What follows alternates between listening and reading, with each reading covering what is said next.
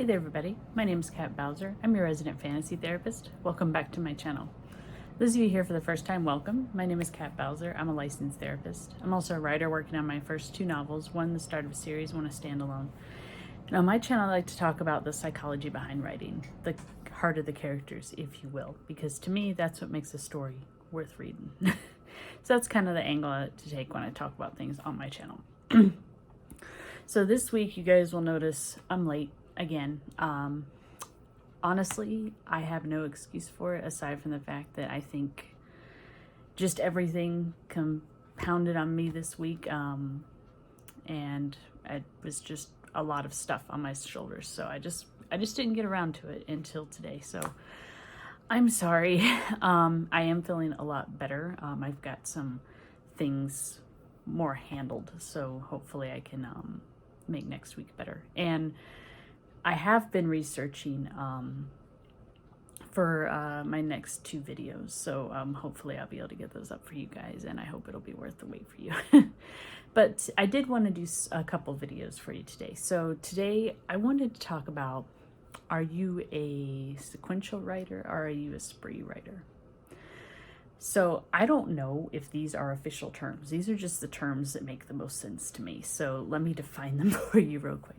So a sequential writer is someone who takes their story and they write it in chronological order. The same way that a person will read it, that's how you write it.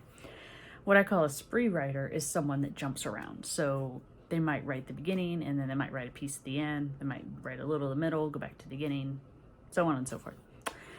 Now, like everything with writing, I really don't think there's a right or a wrong way to approach this. I think if you're a spree writer, that's great. I think if you're a sequential writer, that's also great. But I did want to talk about kind of the pros and cons of each one. So sequential is what I usually hear when I read any writing advice. It's usually write in order, write in order, write in order. And there is some weight to that.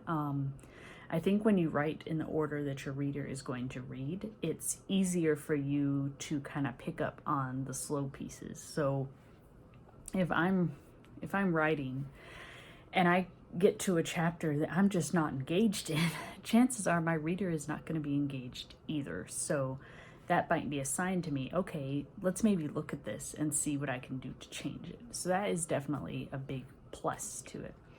I think the other is that as writers, especially if you plan, not every writer plans, but in this case, I'm focusing on that. So if you do outlining and you plan, you know what's coming up. So you know the big major events.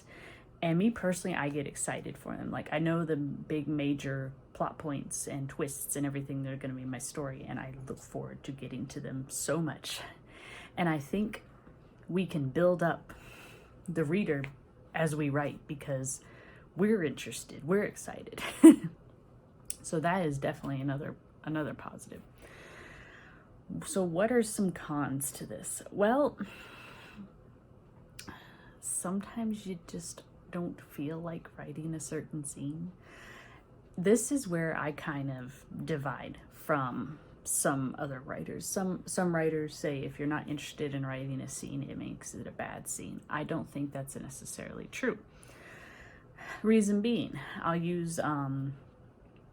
just use what's going on right now as an explanation. So let's say that you have a scene where let's say there's a pandemic in one of your stories, and there's a chapter where you go deep into all the stuff that's happening because of this pandemic. But you're also dealing with an actual real life pandemic right now. Sometimes that makes it hard to write. It can do one of two things I've noticed. It seems to either make it really easy to write or it makes it really hard to write, mainly because you're already dealing with this kind of stuff. And so when you go to write, it's like, I got to deal with this here too. So I don't necessarily think that if you're disengaged from a chapter that it necessarily means it's a bad chapter. Now I do think it means that you should probably look at it and see why you're not engaged, but I definitely don't think that necessarily means that it's a bad chapter. So that's one of, I think, the major cons of sequential writing is just sometimes you get to a point and you're like, I need this scene. This is a very connecting scene. That's what I like to call them, the ones that kind of build up to the major scenes, the ones you want to get to, but you have to do the steps before you get to them.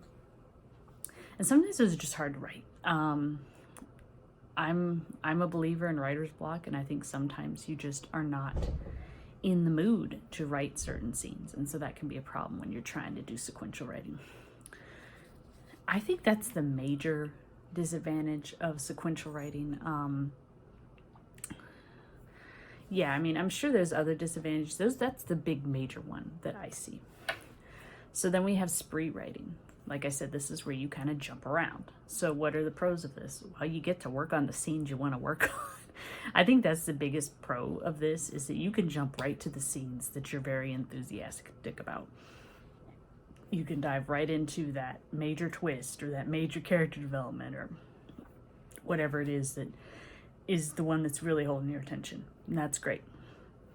The other is, I think this is a good way for me, at least, to kind of avoid writer's block, because if you're stuck on a certain type of scene, you can go to a different type of scene. If there's something that you just can't do right now, you can jump to a different type of scene. It gives you a lot of variety, and it gives you a lot of flexibility, and so that can be a lot of fun. So what are the cons? After you write the fun scenes, you have to go back and write the joining scenes, and it's not as much fun. So I think sometimes with people I know that are spree writers, they start off really strong. Like they are writing every day, they're getting a lot done.